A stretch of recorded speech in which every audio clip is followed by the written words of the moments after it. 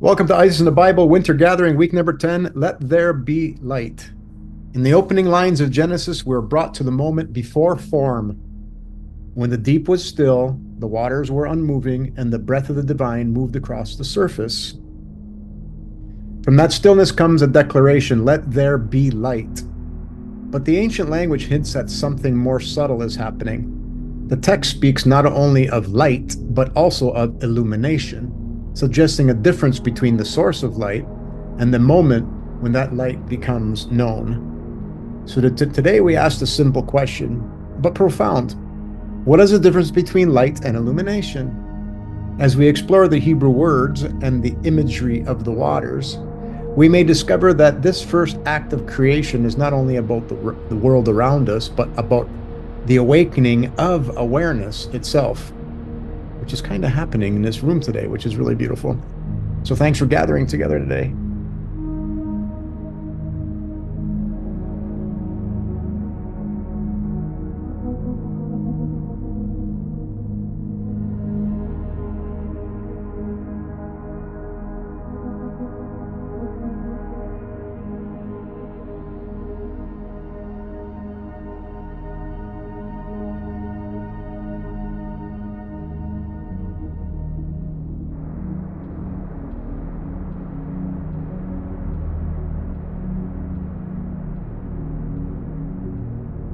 So March 10th at midnight Eastern Daylight Savings Time, Jupiter went direct. But what's important also is that it did transit 3 times.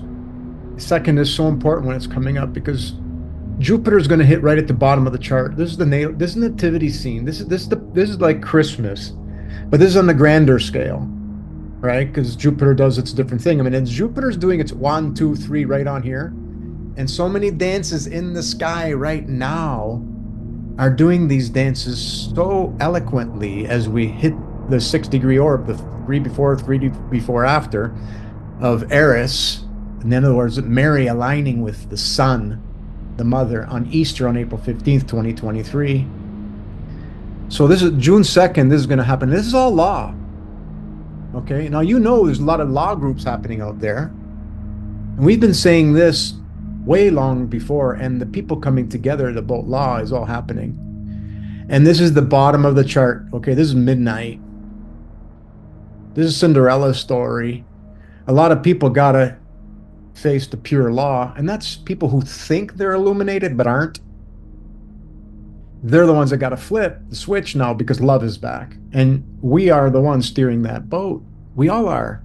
We absolutely are. All right, so what else is coming up? Just quick mentions. March 20th, the black moon is on Antares. So Antares is red shifted, all right? And what does red shifted do? It could be stuff like, okay, oh my God, hey, I got a bloody nose. Don't run to the doctor. You got a bloody nose on that day. It's okay. You know what I'm saying? So anyway, that's what Antares brings. So I got a friend of mine who just had an experience, okay? And there was action on Antares. Exactly. So it's all good. It's just where is the body going to rid of different vibrations that need to leave your body? It's a sign. There'll be a sign attached to it. It's trying to tell you something. But the stars will tell you. The stars will tell you, okay? The stars have the essence of everything you want to ever know. And that's how we're being illuminated in a nice way now, right? Getting rid of the muddy water so we can remember these healing processes that'll keep us in bravery because it's just a sign. All right. So that's March 20th, March 29th. This is important. This is the true Ides of March. All the planets are going to be on one side, and as we get closer next week, we'll talk about it more. And all on with Mary, and then only 2 other planets are going to be on the complete other side of the north and the south nodes. That's both cobras, and I'll show you that more today as we talk about this. So this is about purity, folks. This is about 100% being pure. Like a nun. That's what this message means. She's the last one to cross over those 2 black holes, those 2 cobras in the sky. Everybody's on one side except for 2 on the other side, and that's Pluto which is God the Father, and Juno, which is Mary Magdalene. However you want to call those two from whatever organization, I just use those two because it's just a lot of people understand those two. So Juno's the earthen mother, so there's going to be a lot of earthen mothers, and Pluto is the earthen father. So there's going to be those two are controlling the chart for quite some time. So there's going to be male and female figures that are 100% supporting everyone in the beautiful way. And you'll get supported, and people like Peggy are already saying it, and Rosemary. There's people coming out of the woodwork. That's them. Their charts are being lit up to be those role model gods and goddesses, earthen gods and goddesses. All right, to help you and lead you. So this is what's going to happen even more so. But the ones that are pure of heart are going to receive it because it's how we get there, the 100th monkey effect. We're being called towards it. So feel it, enjoy it. This is what we're upon. This is what's happening in the heavens. All right? And it's not to mention that we're at Unity Windsor, where it's an old convent. We're there for a reason, to feel this and experience it, because we remember.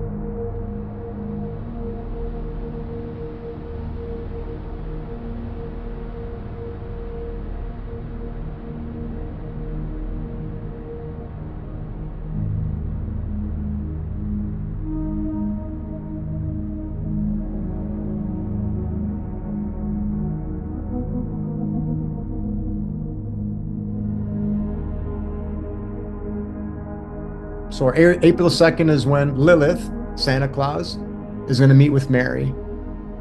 I've had several people reach out to me to tell me what they're going through.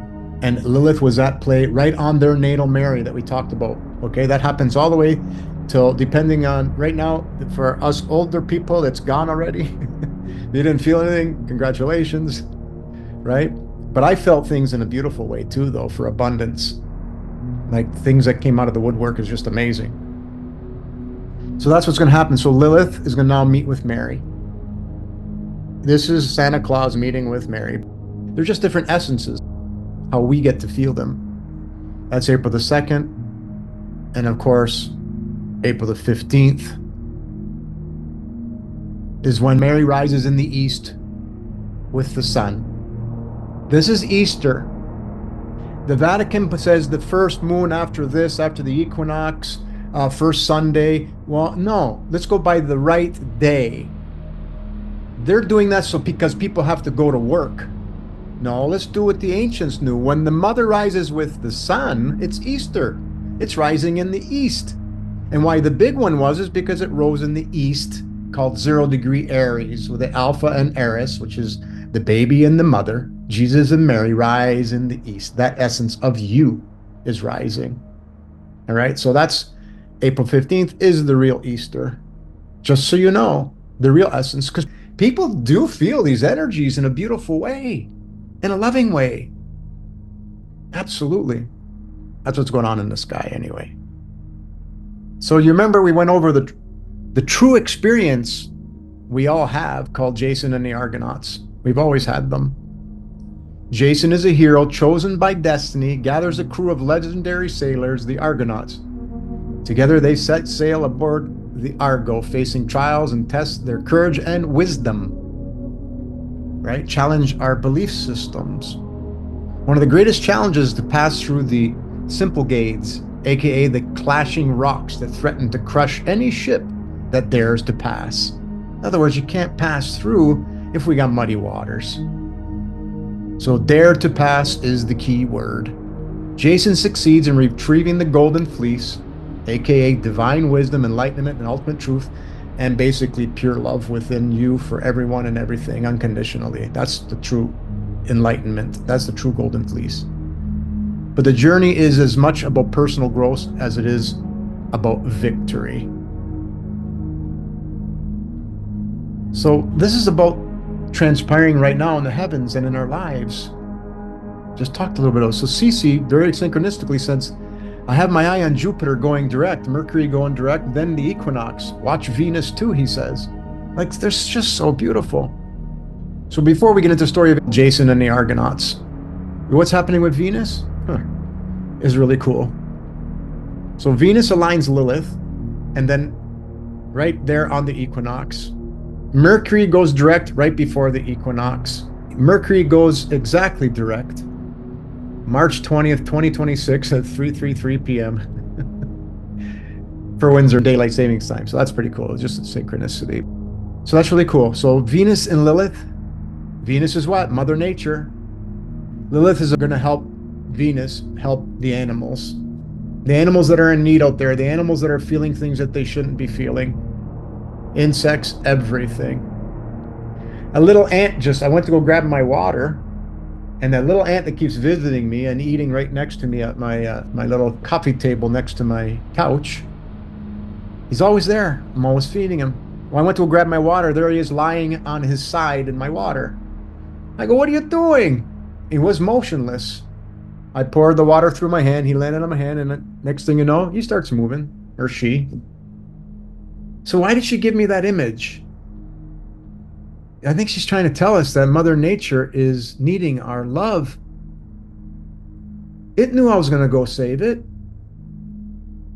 Whether it was just floating there on its side, curled up in a little ball, maybe. But it needed the love. So Mother Nature, this is what this is about.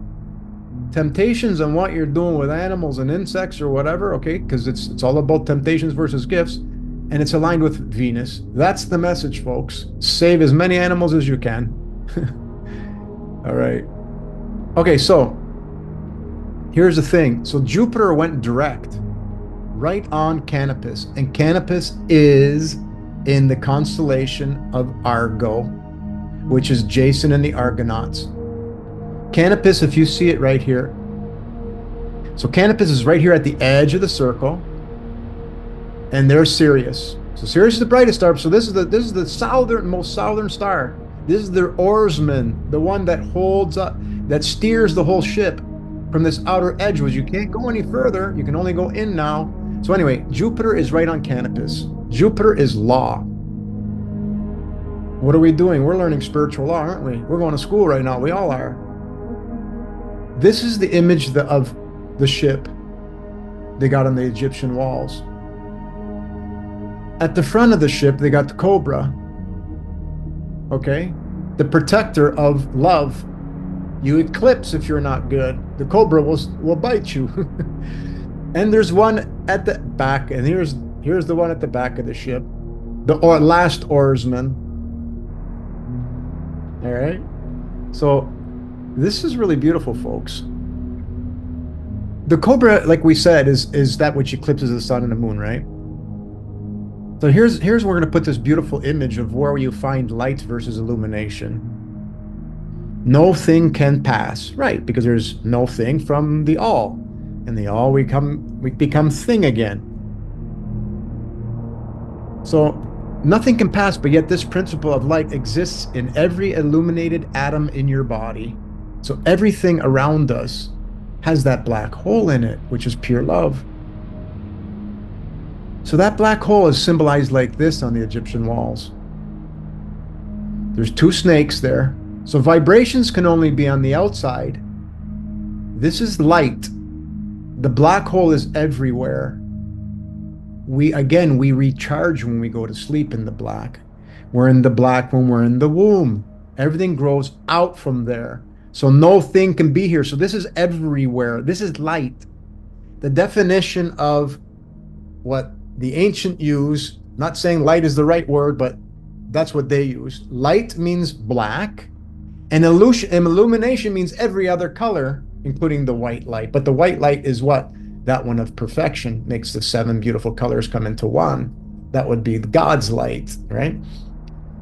So these are saying they're protecting that hole because you can't go in there. It's impossible. It's just not possible. But only vibrations, because snakes represent vibrations, exist on the outside, and there's your wings. And part of understanding this is what gives you your wings, because you know that this love is everywhere and you're tethered to it. You're tethered to that beautiful love. And as we get closer and closer to that black hole, we got to cleanse. And when you go through a change of an age, we're not going through a hole. We're just love is starting to imbue us. Our black holes inside our body are expanding, and the stuff, the noise that's around it wants to leave. If there's any noise, if there's no noise, Crystal, you're God. Yeah, so this is on the dream stella. Okay. This is on the dream stella. The thing between the Sphinx's feet. It tells us when the Phoenix risings are that we're upon right now. This illumination that we're upon is happening for a reason. It's beautiful. This here is also really interesting. So I'm going to get deeper into it in another video, but this is the constellation of Argo. Canopus sits down here. All right, the last oarsman steering this ship. That's where Jupiter's aligning. Well, when you plot all the cities that are along, so the River Nile, these are the cities along the River Nile. So the River Nile is 100% a map from Polaris to Canopus. So the Nile River in itself is a reflection of the stars. Everybody always says it is, but here's the proof it is. It fits perfectly. They actually have the name of the city where this scene is called Jebel Barkal. And Barka means boat. So right at the end of this, they call this in Sudan, it's still Egyptian, whatever we want to call it, because still all the writings are there. You go down inside this tomb, or a temple that's in there, B300, and this image is in the rock. I have a copy of it. I didn't put it in here. This image is in the rock. This is the Antarctic ice ring that surrounds the outside, not the one that NASA shows you. No. It's an external Antarctic ice ring. This is the image of the ice ring. You can't go any further. See this? You can't explore past the Antarctic ice ring. That's the end of the road. That end of the road is this. You can't go any further out. So that Barkal is right here on the Egyptian walls. And they're showing you on the Egyptian walls this whole scene. They had it built there in a rock. That you can only go so far because the cobra's there. No thing may pass. And this is the ice wall. And they're just showing you two different Egyptian gods, goddesses there. So they're just trying to show you the metaphysics of it all. No, you can't go into billions of worlds outside of you like NASA says. That's confusing. It's non-loving. It makes money. It's just not right. We are 100% contained within the firmament as it is in the Bible, which is a beautiful womb, so to speak. So to me, that's 100% beautiful. Okay, so Mercury aligns with the light on March 17th, 2026. So this is what we're talking about. So Mercury went by the North Node, right here, down here, okay. It's going to go on its third time, February 11th, March 17th, and then March 23rd. And this is what I was saying, that the black hole is, so this is your memories in the waters to be erased. That's the message. It's a beautiful time. And when is it happening? It's happening right before Easter. So it's kind of like a fasting of those energies you don't want no more. I'm not going to do those anymore. I'm going to quit this. I'm going to quit that. I'm going to quit this. Well, I'm going to quit thinking non-loving thoughts. I'm going to quit thinking all those things. I'm going to ask for forgiveness, right? The true form of Lent. We're upon it. This is the most symbolic thing of Lent and fasting that you could ever think about. That Mercury is transiting back and forth over the North Node, which is the head of the snake. And it's in Aquarius. And what's Aquarius? John the Baptist, the age of forgiveness. This is what the priests used to do. Every Sunday, they would tell you the story going on in the sky so you can connect with those energies, because they can only lead to love. they'll show you when we're in cleanse mode, which is great. Now you get some hints on what do I got to work on. It's all guidance. So we got to talk about, we get guidance by angels. Yes, the angels are in the light of the stars. All right. It's us communicating with ourselves. It's beautiful. So that March 17th alignment, that's what it's about. So Genesis 1 to 4. The whole Bible depends on the wisdom of these first 4 verses. If this is foundationally correct, then the whole Bible becomes truth. If this is not correct, then one should question every interpretation for its legitimacy. Because if these first 4 are not understood properly from what's on the Egyptian walls and in the Tanakh, not intentionally, but people just misunderstanding, because you can't see light. So if you can't see light, you can't see love. If you're misinterpreting those right there, then how can the rest be done properly? Right. So this is what it says, the Hebrew words are, and then how I would rewrite it. In the beginning, God created the heavens and the earth. So there's a creation thing. And then there's a beginning. The earth was formless and void. So you see no form, and you see the word void. Okay, so there's some right things. So they're translating some of the words properly. And darkness was over the surface of the deep. Okay, yeah, darkness. But people misinterpret the word darkness, right? Because black is pure as love. And the Spirit of God was moving over the surface of the waters. So Sophia, yeah, the breath, the ebb and flow. Then God said, let there be light. Well, you can't create light. It's the only thing anyone can say, that God would say, hey, look I know about light. It's you can't see it, and it's pure love. That's what it should be saying. God saw that light was good. Yes, 100%. Light is love. So that he's got it there. And God separated the light from the darkness. Okay. Because light from illumination.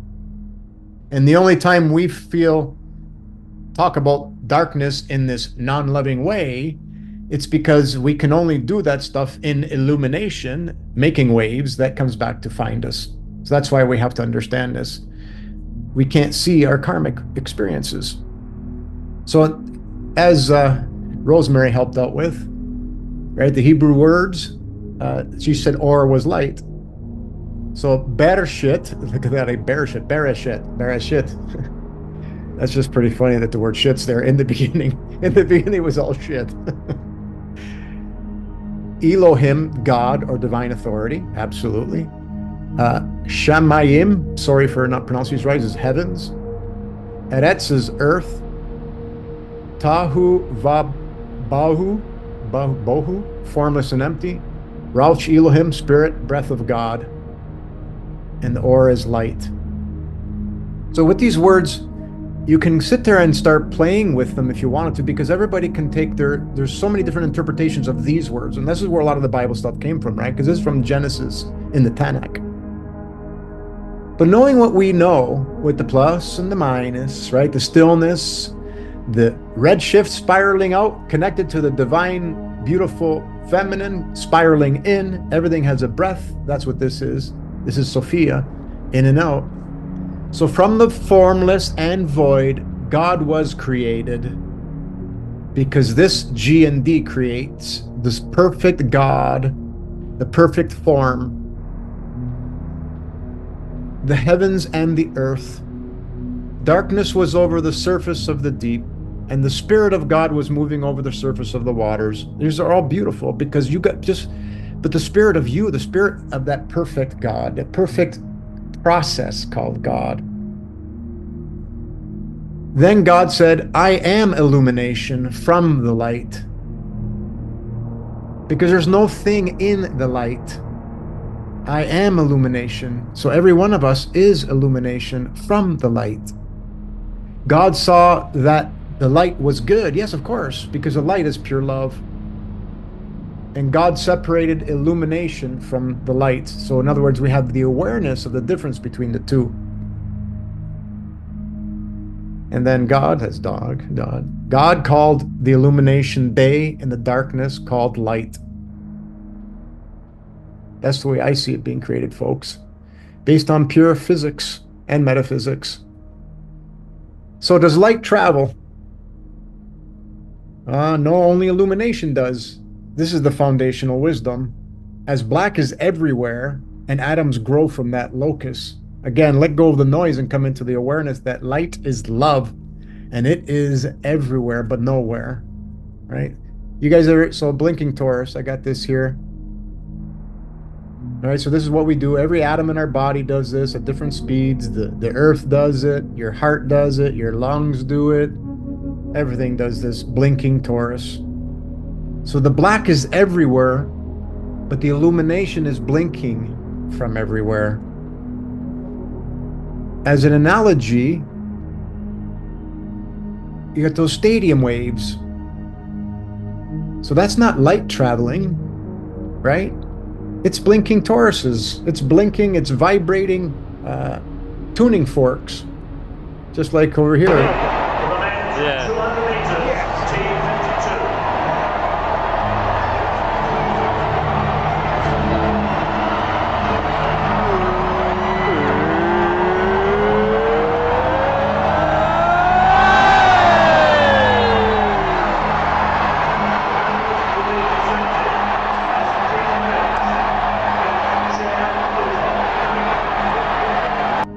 Wow, that's huge, eh? That's really cool. So that's why Ken Wheeler keeps saying, a wave of what? Light is not a wave. The wave is from illumination, from us making waves. So that's the difference between light and illumination. Ken Wheeler calls them blinking Tauruses. The wave isn't moving, the people are blinking. The people are moving up and down, right? So the wave is just a description of something that's moving. So light doesn't travel. That's not a good foundational physics statement. Light doesn't travel from A to B. These Tauruses blink on and off at the right time as our message. And that's why we get to send messages all across the world. The closer they are to love, the closer they become scalar waves, right? They're not waves, they just vibrate over there because tuning forks of love are everywhere when they're that close. So if you want to know how to connect with your wings, embrace the all, embrace the no thing, embrace that it can't be any other way. It can't be any other way. Mother Nature's showing us everywhere. It's on the Egyptian walls. We experience it daily. It's everywhere. I just want to do, why do I do these charts? Because I want you to see that we're so divinely connected. Meet brother Brian Johnson. Brian is known, this is pretty funny. Brian is known for founding Braintree and for the longevity research project Blueprint, which tracks extensive biological and neurological data to study aging and human performance. Get this, Brian did a public live stream psilocybin mushroom experiment. In other words, a trip on psychedelic mushrooms. So he did it live. He's from Oregon, and he did about 5 grams of mushrooms. I would probably do, when I think what I did, it's like a quarter of a gram. And it lasted for about 5-6 hours and live streamed. So Brian described this session as a measured psychedelic experience intended to explore potential physiological and neurological effects related to brain connectivity, emotional processing, biological aging markers, stress and inflammation biomarkers, instrumentation, and monitoring. So the goal is to create a highly measured psychedelic event rather than a traditional ceremonial or private experience. So he did it so everybody could see it. So you can go online and look for him. You can see that it's very well-known experiment. It's getting a lot of traction. So I took the peak time, exact time when they said the peak was. And I went and looked at his chart because he gives his first birth information out. Well, his moon was aligning with Mary. This is at the peak. Mary is tied where? To the black hole, to the node, to the no thing entrance, right? So that's really cool. So that's why he can really go and have these experiences. Pluto is right on Altair, the wings. But get this, he was on his natal new moon, okay, right on Antares. And Antares is what? Antares is the red-shifted royal star. And exactly at that peak, the part of fortune is on the sun, and his natal sun is aligned with Regulus. So he's having quite the experience. He's quite connecting. Also, and the moon there aligned Mary, he's at Alpheratz. And Alpheratz is the east star, navel of Pegasus, shared also head of Andromeda. So if you understand these myths are about you and the experiences you're going to have, you're really going to know. So he's flying the navel of Pegasus. That's the horse that flies. So of course he's going to have that experience. He's going to really have it with Mother Mary aligned there. He's just got to be careful how he uses it and what he does with it. So it's really beautiful. I just wanted to show you what AI drew. Like this is, I gave it all this information and said, what would go fitting? And it's just beautiful. Look at this. You got a cat here. You got an owl up here. Mushroom. Ooh, there's a Buddha statue over there. Butterflies. And so that's kind of a psychedelic experience people get. So last slide, folks. Spring has sprung. So too is your phoenix or your great blue heron, Benno bird, rising. So spring is not just the plants, the animals, the insects, etc.